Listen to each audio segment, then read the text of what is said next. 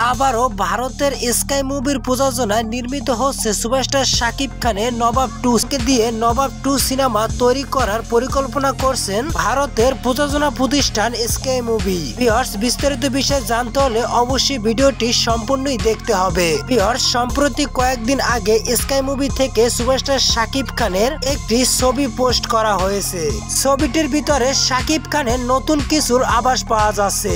শাকিব খানকে নিয়ে নতুন একটি চমক দিতে যাচ্ছেন স্কাই মুভি, এমনই বোঝা যাচ্ছে তাদের পোস্ট করা সেই ছবিটি দেখে।